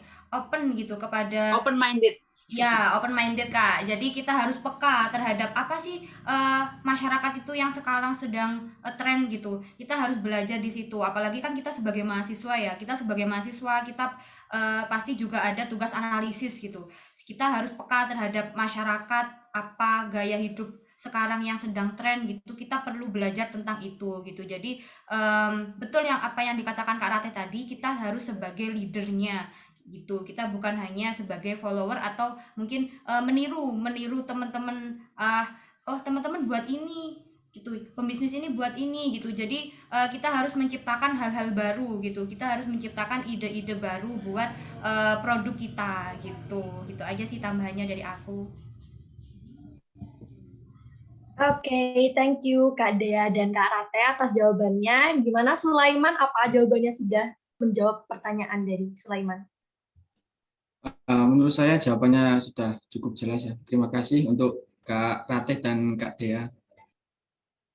Sama-sama, Oke. Sulaiman. Thank you Sulaiman. Lanjut di sini ada Putri Kurnia. Ayo bisa on mic. Ya, terima kasih. Perkenalkan, nama saya Putri Kurnia dari Divisi Kuliner. Pertanyaannya, bagaimana tips dan trik agar bisa memasarkan bisnis dengan lebih baik? Terima kasih. Oke, itu tadi pertanyaan dari Putri Kurnia. Mungkin bisa dari Kak Dea Febi atau Kak Rate dulu, dipersilakan. Ya ini kalau mau ngebahas teknik penjualan, nggak akan kelar nih 5 jam, ya kan? Bener nggak deh ya? Karena itu tuh let it flow gitu. Jadi gimana sih caranya teknik penjualan gitu. Kalau sekarang udah banyak ya, kalau kita cari-cari tahu, kalau mau cepet harus pakai ads gitu. Nah, sebelum kita pakai ads, ya kita harus benerin dulu gitu. Kayak misalnya produk kita itu udah bagus belum, udah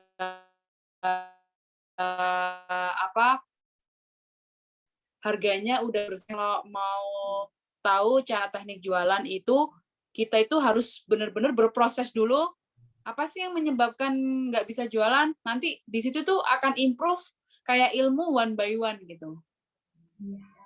Mungkin dari Dea bisa sharing nih, karena Dea ini bagus sekali gitu loh semangatnya, terus apalagi organisasi. Kalau dulu saya jujur aja nggak ikut organisasi, cuman kuliah bisnis, udah itu.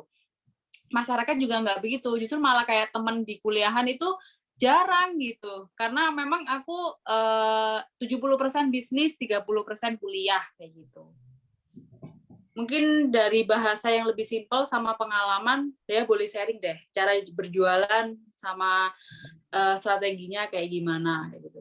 Oke, mungkin dari Kak Rati ini ya 70% buat bisnis berarti udah matang banget untuk bisnisnya. Mungkin juga saling belajar juga ke Kak Rati ini buat bisnis juga di bidang fashion gitu. Kalau dari aku sendiri kan ya ini sih untuk 4 kegiatan ya itu harus dibagikan presentasinya. Berarti kalau mungkin dibuat presentasi berarti 25-25 gitu. Harus seimbang, harus balance gitu. Kalau ditanya tentang teknik penjualan ya seperti yang apa yang dijelaskan Kak Rati tadi gitu. Jadi kalau ditanya teknik penjualan setiap pebisnis itu pasti beda-beda gitu untuk teknik penjualannya. Apalagi kan dari Kak Rati ini bisnis fashion gitu, dari aku kerajinan tangan itu pasti juga beda juga tekniknya. Mungkin dari pokoknya itu sama tapi cuma mungkin ini harus paham juga sih apa sasarannya itu siapa sih yang kalian sasar gitu, siapa sih yang mau kalian tarik gitu buat beli produk kalian. Nah kalau aku kan dulu masih awal ya untuk apa namanya bisnis kerajinan tangan. Nah ini sasaranku itu yang aku fokuskan dulu itu ya orang-orang sekitar, keluarga, terus teman-teman deket, mahasiswa. Jadi ya harganya disesuaikan dengan kantongnya mereka-mereka itu. Jadi sasarannya siapa, kita harus tahu sasarannya siapa. Pertama itu, terus juga nanti kita baru bisa menentukan berapa sih harga jual yang apa namanya aware buat mereka gitu. Itu perlu juga sih buat itu. Kalau untuk teknik penjualan mungkin aku nggak terlalu ini ya, nggak terlalu pandai juga, nggak terlalu cerdas juga seperti Kak Ratih yang 70% memang basicnya bisnis gitu. Jadi aku itu hanya ya apa ya yang tadi yang bilang latar belakangnya dari ketidaksengajaan gitu, dari hobi gitu aja sih. Jadi buat tambahan mungkin buat entry level teknik penjualannya yang penting kita itu untung aja 50.000 dulu atau 30.000 dulu. Nah, produk kita itu bisa diterima sama yang beli gitu. Nah, Itu betul dulu sekali, nih Kak uji Rati. cobannya. Nah, setelah itu customer approve gitu. Customer approve. Otomatis kan dari mulut ke mulut pasti ngerekomendasikan ke kita kayak gitu aja sih. Oke, bener banget Kak Rati. Oke, itu tadi jawaban dari Kak Dea dan Kak Rate. Semoga menjawab ya untuk Putri Kurnia. Ya, sudah jelas. Oke, thank you Putri Kurnia atas pertanyaannya. Di sini ada satu lagi nih Kak, dari Abdul Malik Tambunan. Ayo, bisa on mic. Baik, terima kasih untuk MC. Sebelumnya mohon maaf ya apabila saya belum bisa on cam dan apabila pertanyaan yang saya akan sebutkan habis ini sudah dijelaskan sebelumnya. Nah, saya punya 3 pertanyaan, apa boleh disampaikan semuanya? Iya, silakan Abdul Malik. Baik, pertanyaan yang pertama buat Kak Ratikan dan Kak Dea ya. Bagaimana cara bersaing dengan kompetitor apabila harga yang ditawarkan kompetitor lebih murah daripada harga yang kita tawarkan, Kak? Dan bagaimana cara meyakinkan mereka untuk membeli produk kita gitu? Dan pertanyaan kedua, bagaimana cara mengetahui kebutuhan konsumen secara pasti agar bisnis kita dapat berkembang secara cepat atau bertahap gitu. Dan pertanyaan ketiga untuk Kak Ratih nih. Ketika baru memulai bisnis ya, apakah Kak Ratih langsung melakukan produksi massal atau produksi dengan jumlah yang sedikit? Karena yang saya tahu, kalau kita melakukan produksi secara sedikit, pasti akan mengeluarkan biaya yang lebih banyak. Yang mana itu akan sangat berpengaruh terhadap harga yang akan kita tetapkan nantinya. Terima kasih. Oke, ini aku jawab pertanyaan yang nomor 1 dulu ya. Bagaimana nih caranya kita itu bersaing dengan kompetitor kalau kompetitor jualnya murah, kita mahal. Nah, itu tuh pertanyaan yang pebisnis harus tahu. Harga boleh beda, di Shopee harga boleh beda, tapi gambarnya kan pasti beda juga gitu. Kayak misalnya nih, aku pemotretannya pakai Arif Muhammad gitu, dengan harga bajunya 250.000. Nah, satunya pakai model Cina, harganya itu 150.000, tapi produknya sama gitu. Nanti ulasannya, detailnya itu pasti beda. Di situ kita bisa bedainnya di situ nanti. Tapi biasanya customer yang price minded itu agak susah gitu. Tapi kalau customer-nya itu detail, itu pasti dia tahu perbedaannya. Oh iya, produknya emang sama gitu. Tapi yang fotonya beda loh, yang pakai beda loh gitu. Terus ulasan detailnya juga beda, reviewnya beda. Bahkan kualitas fotonya pun beda. Yang satunya blur gitu. Yang satunya itu clear banget kayak gitu. Nah, itu. Terus pertanyaan yang kedua, apa ya tadi ya? Mungkin dari Nah, Kak dari Abdul Malik bisa diulangi pertanyaannya. pertanyaan kedua itu bagaimana cara mengetahui kebutuhan konsumen secara pasti agar bisnis kita itu dapat berkembang, Kak? Oh, needs customer ya. Nah, kalau aku pribadi itu kan kita hitung aja penduduk Indonesia itu berapa juta gitu. Nah, biasanya kalau di fashion, bahkan di semua lah kayak si Dea juga ada low season dan high season. Kalau high season, kalau bisnisnya si Dea itu mau wisuda gitu, acara nikahan, bulan Syawal. Nah, kalau di aku mau Idul Fitri gitu. Nah, tapi kalau low season kayak habis Lebaran itu pasti sepi gitu. Nah, kebutuhannya itu kalau mau Lebaran itu biasanya kita genjot motif-motif yang bagus, motif-motif yang buat Lebaran itu apa gitu. Terus dihitung juga nih kita mau produksi berapa. Kalau mau hitungan secara sistematis, jadi penduduk Indonesia berapa? Rata-rata kan orang itu pasti beli baju gitu. Yang muslim berapa, yang non muslim berapa. Nah, kalau yang non muslim biasanya kita nanti produksinya di after lebaran gitu. Itu berapa gitu. Produksinya kita nggak usah banyak-banyak deh. 3% aja dari penduduk Indonesia. Masa sih nggak bisa jualan gitu? Nah, itu dari situ sih mappingnya. Terus yang pertanyaan ketiga, produksi ya tadi ya. Nah, bagaimana sih untuk memulai usaha buat pemula? Masa iya kita harus produksi gede? Kalau gede belum tentu bisa ngejual, tapi kalau produksi sedikit nanti cost-nya mahal kayak gitu. Sebenarnya buat pemula kita itu yang penting ada produk yang mau dijual, pede, habis gitu bisa diterima sama customer. Jadi minimal ya palingan berapa ya? Kita kasih tahu minimal kalau baju ya mau nggak mau harus stok gitu, harus sablonin, harus jahitin. Nah nanti dari situ ada quantity harus jahit berapa kalau brand sendiri. Tapi kalau kita itu belinya di Tanah Abang, ya suka-suka kita gitu. Tinggal di foto atau tinggal gimana nanti kampanyenya. Jadi menurut aku sih setiap bisnis pasti beda-beda. Tapi kalau aku pribadi yang penting nih Malik coba dulu aja mau jualan apa, habis itu dikasih harga, di package sebagus mungkin biar customer itu mau beli kayak gimana kayak gitu. Diuji coba dulu lah intinya kayak gitu. Nah biasanya kalau uji coba sama produksi pasti beda. Kalau uji coba itu nggak usah banyak-banyak, yang penting produknya itu bisa diterima gitu. Nah, tapi kalau kayak sekelas bisnisnya Dea, saya itu juga dulu bisnis kayak Dea, kayak gitu, cuman party planner. Jadi orang dinner birthday, 2 orang itu berapa sih kalau setting meja gitu. Tapi dia makan di restoran, di cafe, kayak gitu.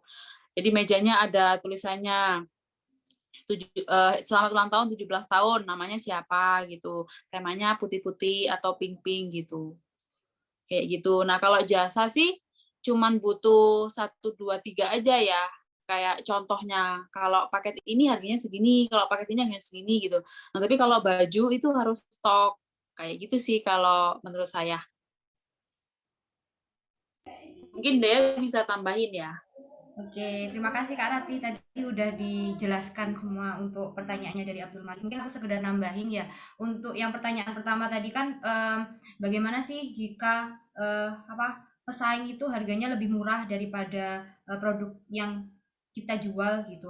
Nah, kembali lagi seperti apa yang dijelaskan Kak Rati tadi, kan mungkin teman-teman pasti banyak ya siapa sih yang nggak kenal Shopee, Tokopedia yang harganya murah-murah banget. Nah, tapi juga banyak dari para konsumen itu yang di akhir itu menyesal gitu.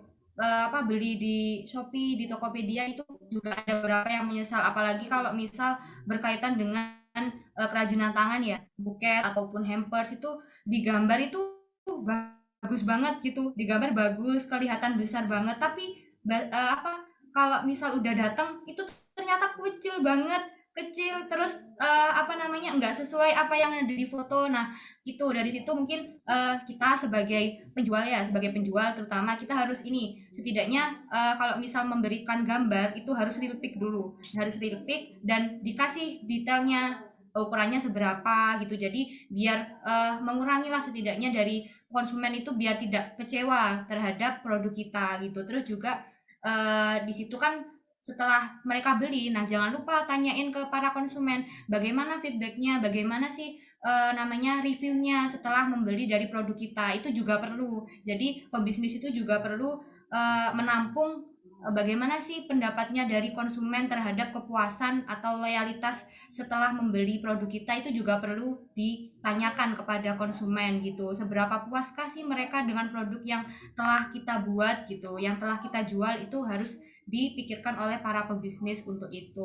Terus kemudian untuk kebutuhan konsumen atau need konsumen itu tadi sebenarnya kalau misal ditanyain tentang kebutuhan, kalau untuk usahaku sendiri itu kan kerajinan tangan ya. Nah pasti di situ harus pinter-pinter tahu masyarakat itu sekarang itu butuh apa sih. Nah sekarang kan kakak-kakak itu kan maraknya wisuda. Nah itu jadi kita harus pinter-pinter cari peluang gitu.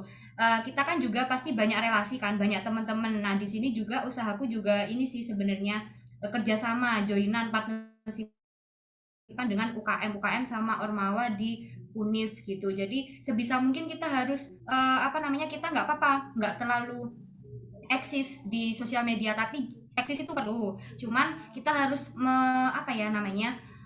mengembangkan usaha kita itu setidaknya gini sih, terkenal di universitas gitu. Jadi kita harus partnersipan kepada UKM atau organisasi yang kita tahu aja sih, nggak harus semuanya kita partnersipan, enggak gitu. Mungkin bisa jadi salah satu buat ningkatin penjualan kita dari partnersipan itu sih untuk kebutuhan. Itu tambahan dari aku buat pertanyaannya Malik. Oke, itu tadi jawaban dari Kak Rateh dan Kak Dea Febri. Untuk 3 pertanyaan dari Abdul Malik, apakah sudah menjawab? Sudah, Kak. Saya rasa sudah cukup jelas dari jawaban Kak Rateh dan Kak Dea. Saya ucapkan terima kasih. Oke, thank you Abdul Malik atas pertanyaannya. Nah, ini ada satu lagi nih yang raise hand dari Siti Sriwahyuni. Boleh dong on mic. Oke, suara aku kedengeran jelas gak? Jelas, Kak. Jelas. Jadi aku mau tanya ya ke Kak Rateh sama Kak Dea. Jadi di sini tuh kan aku tuh di KT ya. Nah, aku tuh juga punya kemampuan buat tadi tuh kayak bikin usaha kayak Kak Dea. Nah, udah ada logo, udah ada Instagram, terus udah ada planning juga mau bikin produk apa aja. Cuman kayak takut gitu loh, karena permodalan itu ngerasa belum ada. Nah sebenarnya tuh ada gitu yang kayak mau kayak keluarga, terus teman-teman dekat itu bilang kayak ya udah aku modalin dulu, soalnya aku tuh tahu kayak kemampuanmu tuh bisa lah pasti. Nah cuman dari diri sendiri tuh kayak takut gitu loh, gak bisa mengembalikan permodalan yang dikasih sama orang lain. Nah menurut Kak Dia sama Kak Rateh tuh apa yang bisa kita lakukan untuk mengatasi ketakutan yang yang bikin kita itu jadi gak mau berkembang gitulah. Kan kayak tinggal jalan aja nih, soalnya saya tuh sering banget gitu kalau misalnya ada yang ulang tahun gitu kayak bikinin dan cuman itu sayang banget gitu kata temen kalau emang gak diuangkan atau gak dijual gitu. Mungkin itu aja sih, makasih. Oke. Kalau menurut aku kayak gini, iya jangan mau kalau ada yang modalin gitu. Jadi better kamu itu kalau enggak kayak gini ya menurut aku. Kan kamu udah yakin nih, tinggal kamu itu negosiasinya aja sama teman-teman sekitar. Kayak misalnya dia mau ada event gitu ya. Boleh dong gitu. Kalau misalnya nanti itu bikin dekornya dari aku aja gitu. Bayarnya PO dulu, maksudnya separuh dulu. Nanti kalau selesai acara kamu boleh bayar kayak gitu. Nah, itu kan juga bisa kayak gitu. Jadi nggak harus meskipun kita nggak ada modal, tapi kalau bayar dulu DP dulu atau 30% dulu kan lumayan gitu. bisa kita pun kalau ada nambahin nggak banyak-banyak nambahinnya itu. Nah terus menurut aku sih kalau itu kamu cukup harus pinter-pinter negosiasi nih ke teman-teman kamu pengaruhin semua cara approaching kamu, cara gimana ya, cara penjualan kamu lumayan lah gitu, kayak misalnya nih 1-2 teman dekat, nanti kalau kamu ulang tahun atau saudara kamu ada acara, boleh dong kasih ke aku projectnya gitu, terserah deh kamu mau bayar berapa, yang penting aku balik modal dulu aja gitu, karena kan kita juga butuh testimoni kan gitu. Nah itu satu, minimal 5 orang testimoni lah. Kalau udah ada 5 orang kan feed Instagramnya udah terisi gitu. Ini buket misalnya mawar buket for Kak siapa di acara apa. Nah itu kan testimoni. Minta tuh nanti yang udah kamu tag suruh komen, thank you Kak for the buket. Aku suka banget loh. Nah kayak gitu-gitu kan nanti bakalan menimbulkan orang itu jadi mau pesen kalau kayak gitu. Jadi intinya kayak gitu dulu aja kalau buat memulai.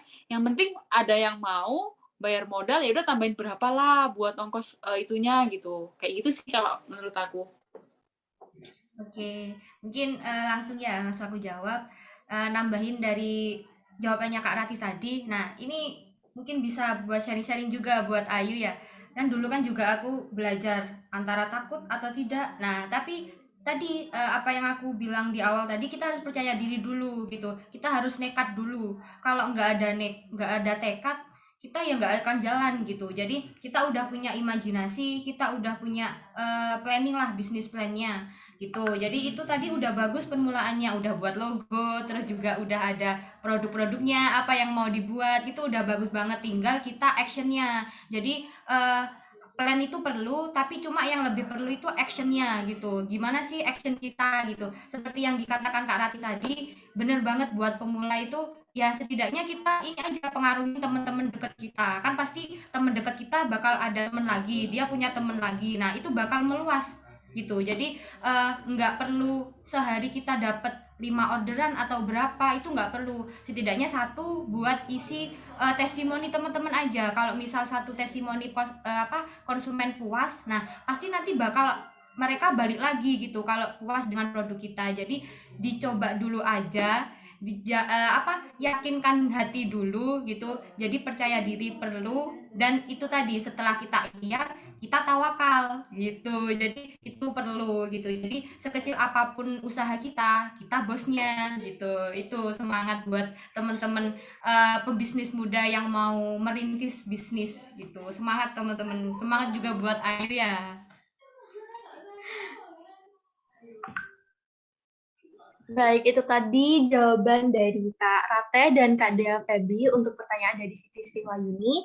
Bagaimana untuk Siti Sriwayuni, apakah sudah menjawab? Udah cukup. Makasih banyak buat Kak Rate sama Kak Dea. Sama-sama. Oke, terima kasih. Selanjutnya di sini ada Rizky Cahya Pratama nih Kak. Boleh on mic? Baik, terima kasih Kak. Izin bertanya. Di sini mungkin saya lebih bertanya ke masalah problem solving. Jadi gini Kak, kan kita nggak akan tahu apa yang terjadi di masa yang akan datang. Kayak pandemi COVID-19 kemarin yang tiba-tiba datang tanpa assalamualaikum gitu Kak. Nah, sebagai pemilik bisnis kita kan harus selalu bersiap untuk beragam resiko yang bakal terjadi atau bahkan kemungkinan terburuk selama kita berbisnis. Salah satu kemungkinan terburuk mungkin bisa bangkrut atau bisnis kita bisa tutup. Nah, apa langkah yang kakak-kakak ambil jika bisnis kita menemui resiko terburuk atau masalah tersebut karena suatu keadaan yang memaksa? Terima kasih Kak. Mungkin dari Dea dulu kali ya. Oke, Kak Rati, dari aku dulu ya. Nah, kembali lagi, setiap pebisnis itu pasti ada resiko. Apapun yang dikerjakan pasti ada resiko. Nah, dari situ kita sebagai pebisnis itu harus pinter-pinter kita memanage resiko itu menjadi sebuah peluang bagi kita gitu. Jadi resiko itu sebenarnya jangan dihindari gitu. Jadi resiko itu jangan dihindari. Itu apa yang dikatakan dosen FEB gitu ya. Resiko jangan dihindari. Nah, resiko itu kita pelajari gitu. Kita ambil resiko itu sebagai peluang bagi kita. Jadi apa yang udah aku aplikasikan ya untuk pandemi ini itu resikonya aku takut banget kalau misal pandemi ini aku nggak bisa berproses gitu di kerajinan tangan, takut usahaku bakal sepi, terus nggak ada orderan masuk. Nah itu aku hanya takut aja gitu, hanya alibi aja. Jadi aku harus mulai ini sih, harus mulai memikirkan gitu. Jadi harus menyemangati diri dulu lah setidaknya. Sebagai motivasi diri itu adalah diri sendiri gitu.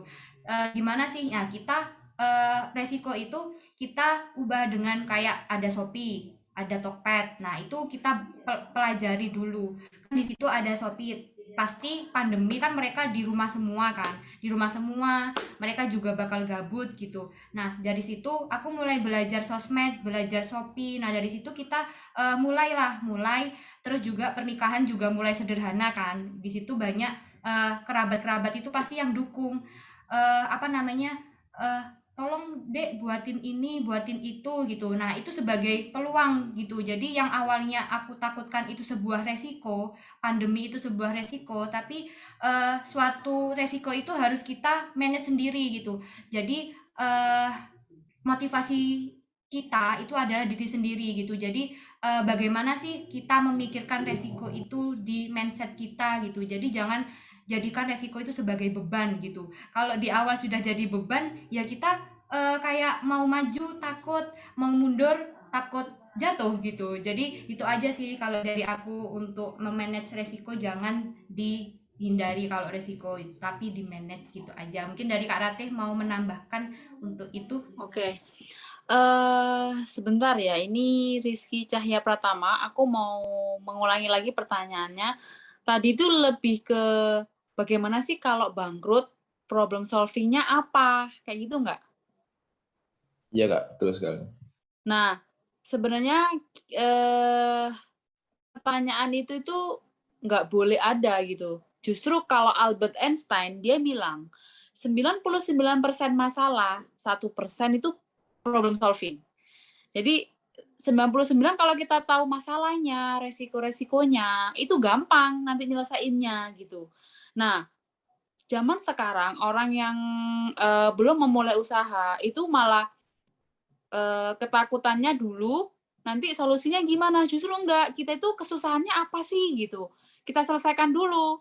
Kalau kita udah tahu kesusahannya itu apa, gampang nanti cari masalahnya. Kayak dokter ya. Dokter itu kalau disuruh ngobatin cepat, tapi yang susah itu menemukan masalah, kayak gitu.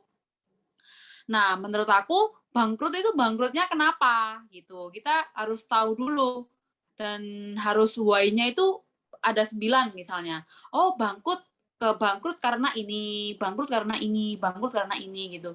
Jadi nanti Rizky Cahya Pratama ini bisa breakdown sendiri lah ya. Intinya aku cuman bisa nyampein kita harus punya mindset 99% kita itu harus menemukan masalah, 1% problem. Ketika sudah tahu masalahnya, problem solving-nya itu gampang kayak gitu.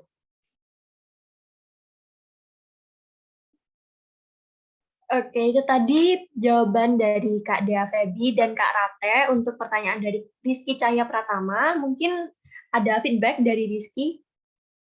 Baik, terima kasih Kak. Jadi intinya kita harus berani bertaruh untuk menghadapi masalah tersebut ya Kak? Iya, pokoknya kita harus berani. Kuncinya satu ya, Dek. Nggak boleh malu, sama harus berani. Jangan takut gitu. Harus percaya diri ya Kak Ratih ya? Iya, harus percaya diri. Pokoknya nggak boleh malu. Namanya orang jualan, ya gini loh. Better kita mulai jualan dari kita kuliah semester 1. Dibanding nanti kita baru mau menikah atau udah menikah, baru kita mau jualan gitu. Jadi kayak terlambat gitu. Mending kita cari experience-nya mulai dari sekarang, kayak gitu. Baik, terima kasih Kak. Ya, sama-sama. Oke, terima kasih Rizky Cahya atas pertanyaannya. Jadi ini kita masih ada banyak waktu ya guys, sampai dengan 9:50. Teman-teman yang mau tanya silahkan tanya lagi. Mumpung masih ada Kak Rateh dan Kak Dean. Yuk, ditunggu ya pertanyaannya. Oke, kalau dari teman-teman nggak ada yang tanya, aku mau tanya nih ke teman-teman. Ada yang berani jawab nggak? Nanti kalau ada yang berani jawab terus bener, nanti aku kasih hadiah deh. Untuk satu orang aja sih, satu orang spesial. Nanti aku kasih hadiah. Siapa nih yang berani? Nanti bisa ini sih, bisa raise hand dulu. Baru aku nyampein pertanyaan. Boleh nggak, Kak Anissa? Wah, boleh banget dong. Teman-teman kalau nggak ada pertanyaan lagi, ini dari Kak Dea ada quiz nih buat teman-teman. Oke, masa dari tadi teman-teman yang tanya ke aku sama Kak Rati sih, aku juga mau dong tanya ke teman-teman. Teman-teman tadi nyimak nggak apa namanya sharing-sharingnya Kak Rati sama aku tadi? Mungkin kalau teman-teman nyimak pasti udah bisa jawab nih. Pertanyaannya random sih, tapi aku mau tahu dulu sih. Apa namanya? Aku lontarin pertanyaan, terus nanti teman-teman cepet-cepet raise hand ya. Nanti dibantu sama Kak Anissa buat ini siapa sih yang paling cepat raise hand gitu. Mungkin dari apa namanya? Dari Kak Rati mau tanya kah? Atau aku dulu? Dari Dea aja dulu deh. Oke, aku mau tanya ke salah satu ke AM dah. Ke AM, ke panitia sama pengurus jangan ya, jangan resen ya teman-teman ya. Cek enak banget. Ke AM aja. Aku mau tanya ke AM nih. Nah, mungkin bisa disebutkan satu pertanyaanku ada dua. Satu, bisa disebutkan apa saja sih produk yang dijual oleh Kak Ratih sama aku, itu yang nomor satu. Terus yang nomor dua, apa nama akun IG dari store dari Kak Ratih sama aku. Mungkin bisa raise hand teman-teman. Oke. Ini udah ada yang raise hand nih, ada Abdul Malik. Ayo boleh dong dijawab. Mungkin untuk menjawab ini ya, bisa on cam dulu. Iya, on cam dulu dong. Nggak usah Abdul off cam Malik. guys. Ayo pancarkan pesona kalian guys. Gitu. Ayo. Bisa langsung dijawab ya. Iya, langsung dijawab. Baik, izin menjawab Kak. Kalau pertanyaan pertama ya, kalau produk yang ditawarkan Kak Rate itu dari baju koko dan dress-dress yang biasa dipakai di hari-hari spesial gitu, di hari raya atau intinya baju keluarga gitulah. Kalau produk yang dijual Kak Dewi ini kerajinan tangan seperti bucket dan lain-lain yang biasa digunakan di acara-acara spesial gitu Kak. Oke, mungkin itu saja jawaban dari saya. Oke, sebentar. Aku mau tanya lagi ke Malik nih. Mungkin bisa disebutkan tiga produk aja sih. Tiga produk aja dari Muzakraf. Ayo. Apa? Tadi ayo. Apa? Tiga aja deh, tiga aja.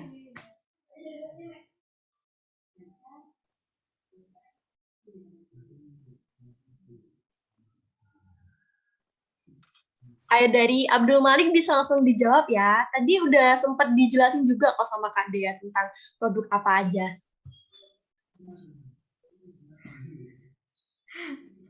Ayo Malik, semangat Malik.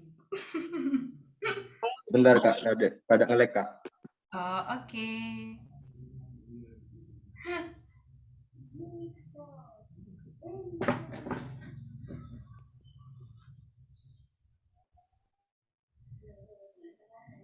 Apa mau dihitung Kak Anissa? Mau dihitung tah? Oh iya, boleh dihitung ya Kak. Sampai ya, 5 mungkin. Nanti kalau nggak bisa jawab, kita lemparkan ke Rizky Cahaya Pratama tadi ya. Ya, coba. Malik gimana? Udah ada jawabannya tah? Itu Kak, apa itu namanya, bucket bunga apa? Flanel atau flanel gitu. Terus yang dari makanan sama apa ya? Satu lagi. Dua, sama satu lagi. Apa ya? Uang bukan Kak?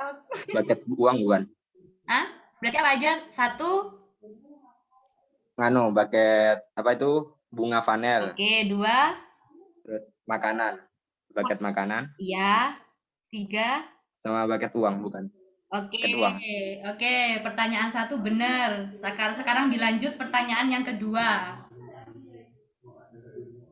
Yang pertanyaan kedua itu IG dari produknya Kak siapa itu? Kak Rate itu Gracie Official, sama IG-nya dari Kak Dea ini craftmuiza.id. Oke, gimana Kak Rati? Apakah benar jawabannya dari Abdul Malik Tambunan? Ya, betul sekali. Oke. Malik bisa ini ya, bisa drop nomornya kamu, nomor Shopee atau nomor Dana ke ini ya, ke room chat, nanti aku TF buat ininya saldo. Terserah dah kamu mau milih apa. Nanti CP aku aja. Lumayan ya, Baik, Kak. dapat hadiah ya. Terima kasih banyak, Kak. Oke, sama-sama. Wah, selamat ya untuk Abdul Malik. Nanti setelah acara berakhir bisa banget langsung hubungi pengurus atau mungkin bisa langsung menghubungi Kak Dea Feby juga terkait hadiahnya.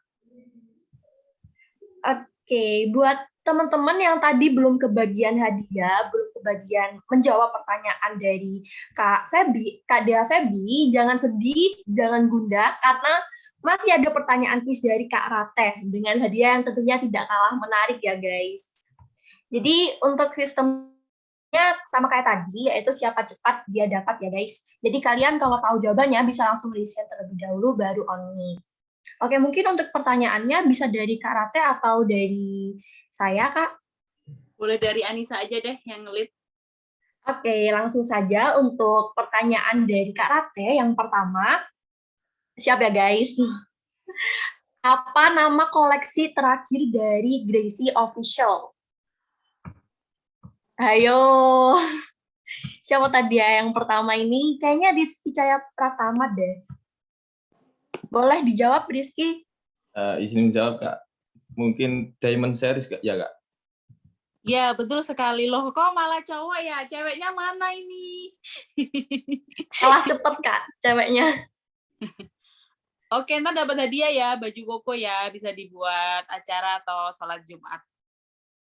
Terima kasih, Kakak. Ya, nanti biar kirim ukuran sama alamat, nama, nomor telepon, biar Anissa nanti yang WA ke saya ya. Oke, selamat untuk Rizky Cahya. Nanti setelah acara berakhir bisa banget langsung hubungi ke panitia yang bertugas terkait dengan hadiahnya ya. Oke, untuk pertanyaan kedua nih guys. Siapa nama lengkap dari founder Gracie? Dan sebutkan 2 warna logo Gracie. Wah, ini gampang banget sih. Parah kalau nggak tahu. Ini Abdul Malik Tambunan jawab lagi. Oke. Oh, enggak, Kak. Maaf, Kak. Pencet, Kak. Oke, dari Cindy Lailita. Bisa langsung dijawab ya. Ya, Kak. Tadi yang pertama nama lengkap dari Kak Ratih, ya? Iya, benar. Ya. Nama lengkapnya Ratih Wulandari. Terus untuk logonya itu warnanya pink, terus tulisannya warnanya putih. Yeay, betul sekali. Dapat baju nanti dari Gracie ya. Terima kasih, Kak. Yeay, selamat untuk Cindy Lailita. Nanti setelah acara berakhir bisa langsung hubungi panitia yang bertugas terkait Dapat hadiah. hadiah. Seneng banget nih. Oke. Oke, itu tadi kuis dari Kak Dea dan Kak Rati.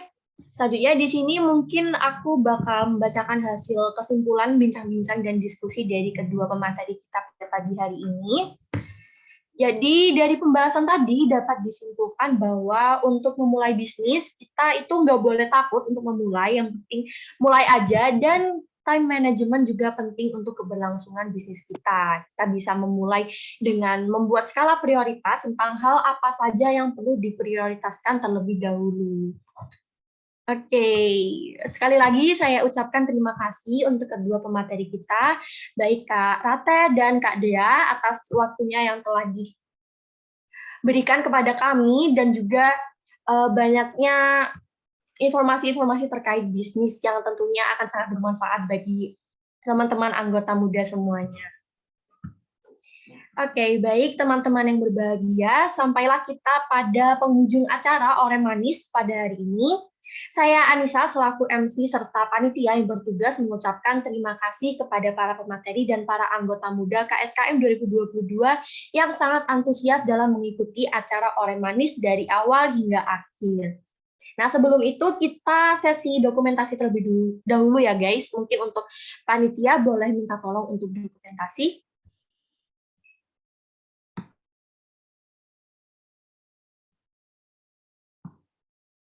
Oke, mungkin aku pandu ya guys. Apakah panitia sudah siap?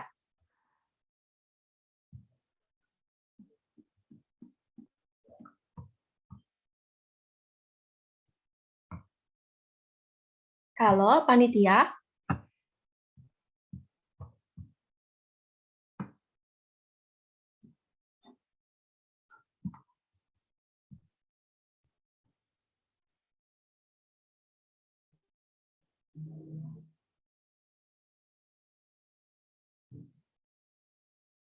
Oke, mungkin langsung saja saya pandu untuk dokumentasi. Untuk slide pertama, 1, 2, 3. Oke, untuk yang slide kedua, 1, 2, 3.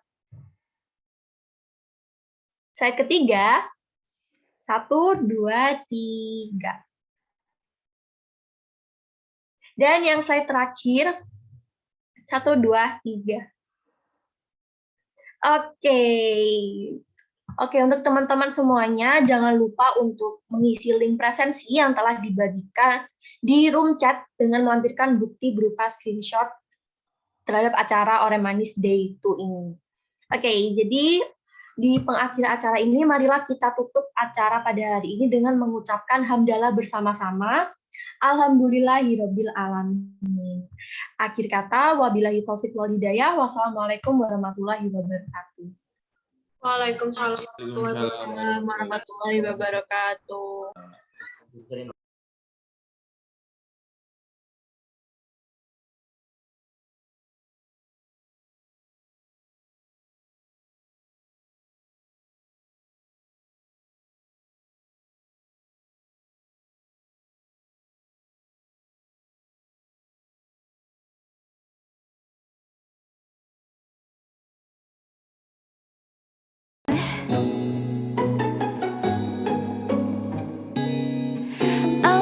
나도 모르게 달콤해 난 침이 고여 이건 사랑 맞아 널